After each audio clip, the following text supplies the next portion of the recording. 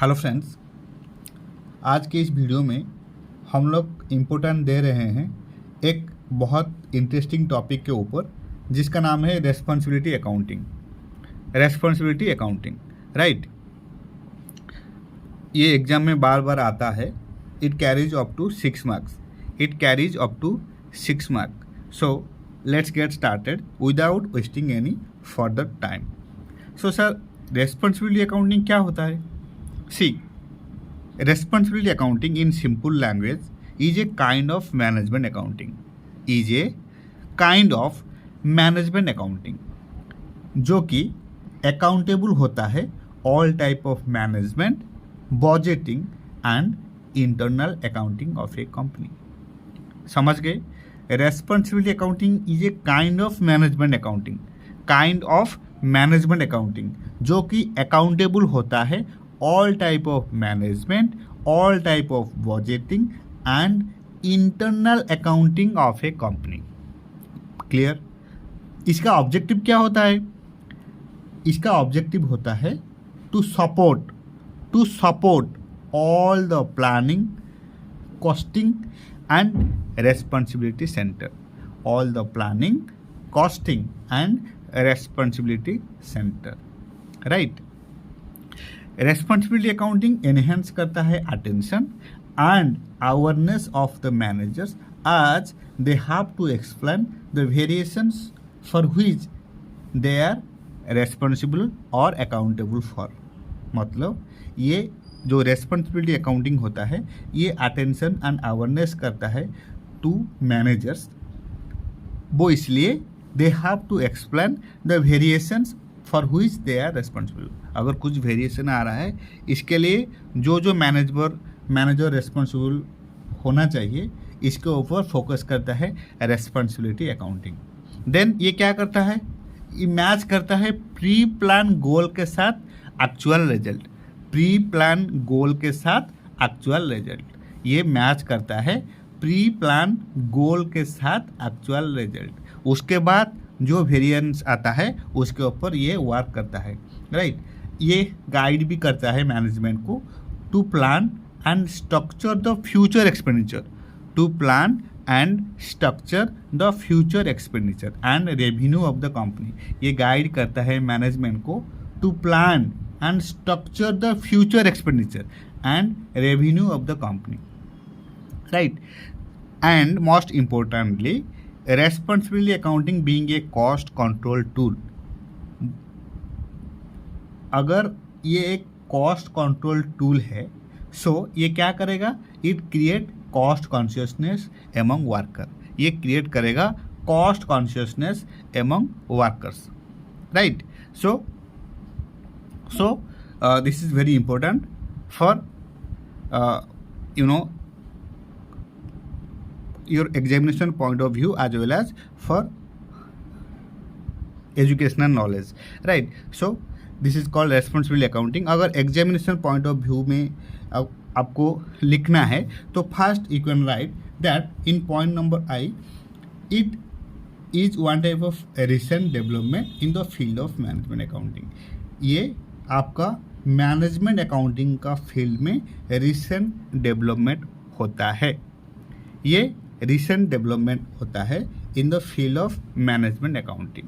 नया आया है ये, right. Then in second point you can write it helpful in exercising cost control. ये हेल्पफुल करता है कॉस्ट कंट्रोल करने के लिए। So in second point you can write that it helpful in exercising cost control, right. In point number 3 you can write that it recognize various responsibility centers within the organization or you can say throughout the organization and reflects the plan and actions of each of these centers by assigning particular revenues and cost to the one having the pertinent responsibilities. ये recognise करता है various responsibility centre within the organisation and उसके बाद क्या करता है? Reflect the plan and actions of each of the centers by assigning particular revenue and cost to the one having the pertinent responsibility. Sir, pertinent responsibility meaning क्या है? Sir, pertinent is nothing but is called one type of relevant or applicable to a particular matter. Relevant or applicable to a particular matter. Right.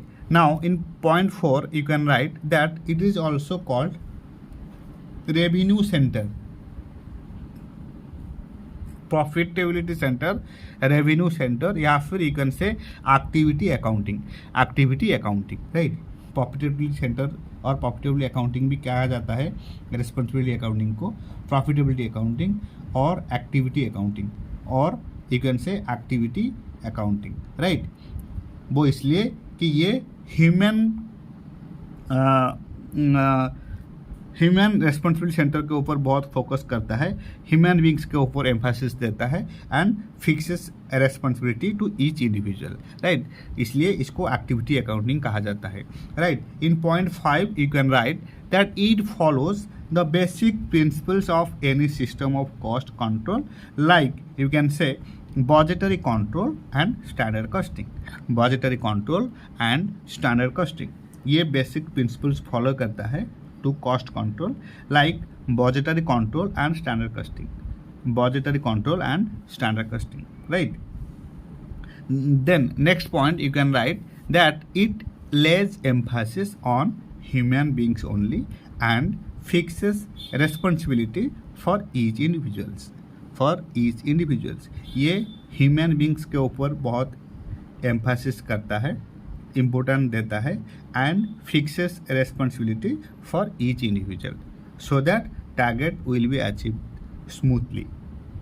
इसका principles क्या है? इसका principles ये है कि first ये एक टारगेट फिक्स करता है for each department. Each department के लिए रेस्पॉन्सिबिलिटी अकाउंटिंग एक टारगेट फिक्स करता है, चाहे वो परचेज डिपार्टमेंट हो, सेल्स डिपार्टमेंट हो, कॉस्टिंग डिपार्टमेंट हो, जो भी हो, ये टारगेट फिक्स करता है फॉर ईच डिपार्टमेंट और रेस्पॉन्सिबिलिटी सेंटर. देन उसके बाद क्या होता है ना, एक्चुअल परफॉर्मेंस को मैच किया जाता है जो प्री प्लान बजट दिया गया था, टारगेट दिया गया था, ठीक है. सो ये एक्चुअल परफॉर्मेंस को मैच करता है प्री प्लान टारगेट के साथ. देन जो भी वेरिएंस आता है, the variances from plan are analysed so as to fix the responsibility. जो भी वेरिएंस आता है फ्रॉम प्लान, देन उसको एनालाइज किया जाता है and so as to fix the responsibility, right. उसके बाद क्या होता है ना, corrective action is taken by higher management and is communicated. Corrective action उसके बाद लिया जाता है and is communicated, right. So this is it all about responsibility center, right. See some few important words regarding responsibility accounting. First, pertinent means relevant or applicable to a particular matter. Then authority means nothing but a power. Then responsibility का meaning क्या है? Responsibility is nothing but an obligations. Remember, responsibility accounting is nothing but an obligations. Then accountability is nothing but answerability for outcome of the assigned task. और इसको ऐसे भी कहा जाता है कि flows upward from subordinate to superior. Subordinate to superior, right. So this is it all about responsibility accounting.